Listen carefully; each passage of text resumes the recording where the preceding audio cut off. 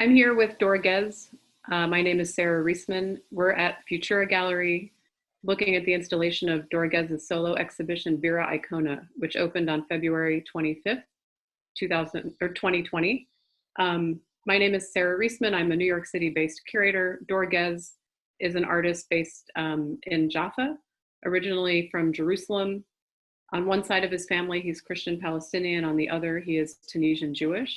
This exhibition, Vera Icona, takes a look at archives, video, and photography to reflect on our notion of the Holy Land. So Dor, if we can start with a question posed to you about how you began this series. What I think we're looking at are photographs that are based on archival materials. What's the archive we're looking at? Yes, in the past 15 years, I've been working with different archives from the Mediterranean and the Middle East. I even established my own archive that is dedicated to Christian Palestinian archive, dedicated to the Christian Palestinian community, which is also a part of this exhibition. But the first room, this prints really relates to the American Colony Archive. The American Colony was established at the mid of the 19th century by a group of few Americans that came from Chicago after the big fire, the Great Fire.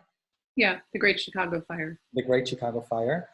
And I was invited to work with the archive. And in the past 3 years, I've been looking at different materials. And surprisingly, it wasn't photography that first caught my attention. It was a small book that was made out of olive trees, like the wood itself that cover it. And when I opened it, I found beautiful dry pressed flowers that's supposed to present different locations in the Holy Land. And for some scientific reason, only the yellow pigment of the flowers completely disappeared. It was transferred to the paper, the silk paper that was that was pressing on each flower arrangement. Right. And what I did, I took a very high resolution, I kind of decomposed the album. I took a very high resolution of the flowers themselves, images, and very high resolution photographs of the silk paper that was keeping them, just the pigment. And I insert back to the images themselves only the yellow pigment, ignoring the other colors. And first, so there are basically two different series that are a result of this process. One of them is the one-on-one images that look like a photograph, yellow ones. Okay. The one-to-one size series that look like a photogram, that's the right term, yes. And I only inserted the yellow pigments, so they're in yellow. And then I translated it into a blueprint. And that's the large size prints that you can see throughout the main space of the exhibition. They're enlarged, and you can really see different details that you can't see in your eye when you flip through the album. It's kind of an X-ray into the material. What do you think when you see them, these images? I mean, to me, they register as, they look like light boxes almost. Even the smaller to scale images like this one we're looking at here, there's a luminosity to them that, I mean, it's hard to understand what they are if you don't have the background.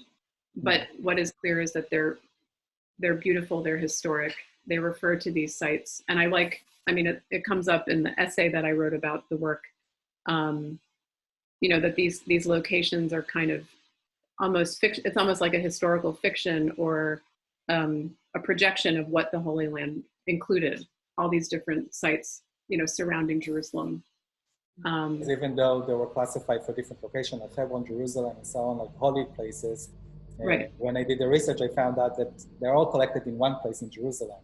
But I kind of wanted to give like this illusion of the Holy Land as a site or a non-site.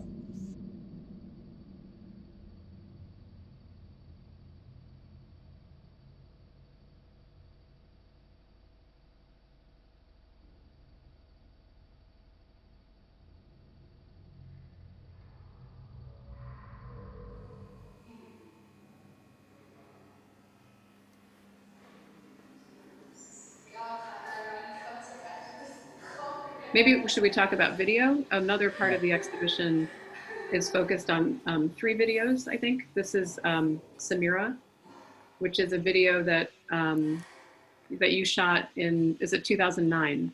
And Yes. it's a kind of video portrait of your niece. Is it your niece or your cousin? It's my cousin.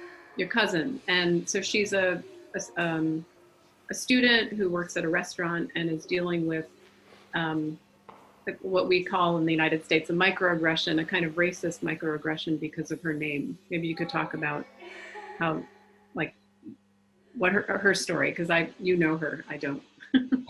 Now, Yeah. I mean, I will just relate to what we just saw, that we saw only the background of where she is seated in her living room. And it's interesting because there is a representation of nature again. And I think this is a strong connection to the exhibition, both the representation of nature, but also what you just said about the name, that she's being asked to change her title. It's very similar to the way that they gave fake titles to the flowers themselves.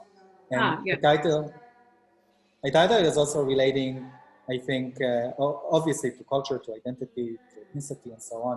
And yes, they ask her something that sounds very naive, like just change your name from Sameera, which is my grandmother's name, to Mira, a name that can pass as both Israeli Jewish and Palestinian.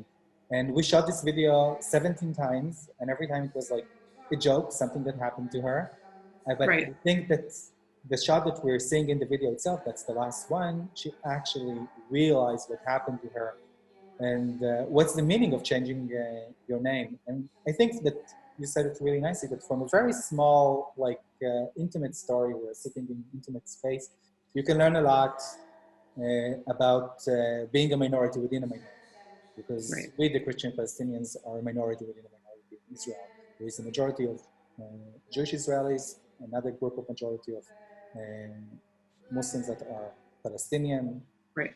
with Israeli citizenship, and we are only 1.2% of the entire population. In that sense, I think that through Sameera, you can understand what it is to negotiate your identity Right. and what it is to define it. So, I mean, it's a kind of striking piece to watch. I saw it first when we were in your studio in Jaffa last summer, and we were with a group of curators, and like a number of people in the room were brought to tears by the piece, even though it's such a subtle kind of act of aggression that she's dealing with. Anyway, I think it's a very, very poignant piece.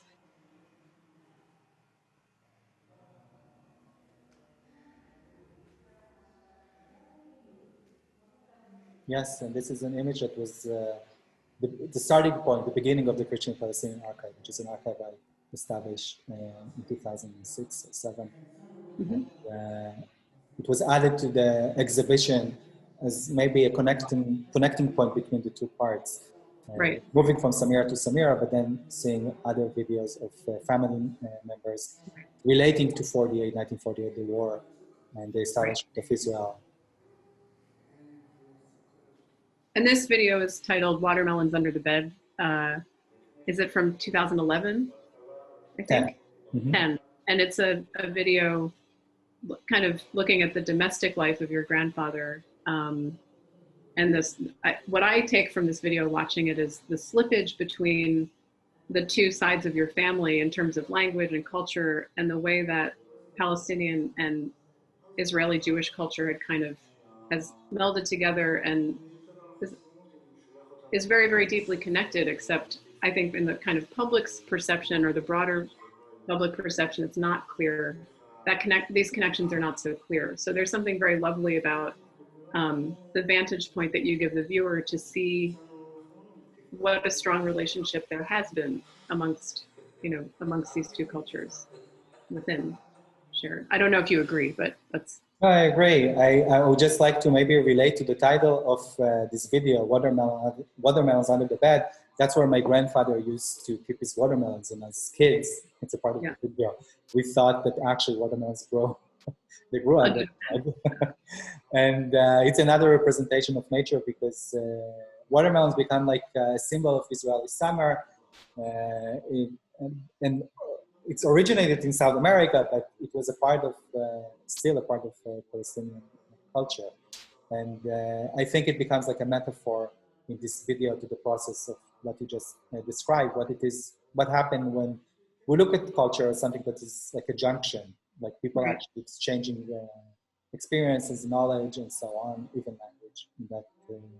But you also, this piece also reflects on how culture, different cultural elements have been appropriated by you know, Israeli society. And I mean, not that I don't know that any culture has a claim on watermelons, but it's again this leitmotif of nature that appears here. We're seeing, you know, flowers, and you see the earlier the watermelons under the bed. So it's the kind of natural reference points that are shared but also contested in the context of Palestine-Israel. אבא, אחרי 48, חברים שלו היו בעיקר אנשים שהשתייכו לקהילות המזרח אירופאיות, בולגרים, רומנים, והוא גם שיתף איתם בפעולה בעסקים שלו, הוא ספג מהם ראיית חיים, ראיית תכונות, הרי באופן טבעי, אדם מעתיק מאדם את ההתנהגויות, ומה שהוא בוחר בעצמו כמו שטוב לו. אי אפשר לעשות את זה באמצע השבוע, אני אבוא אליך, אתה תבוא אליי.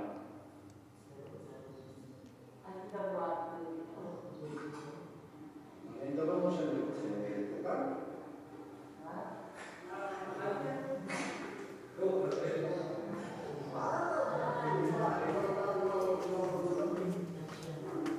And it's also, I mean, I think the place of language is very important as well.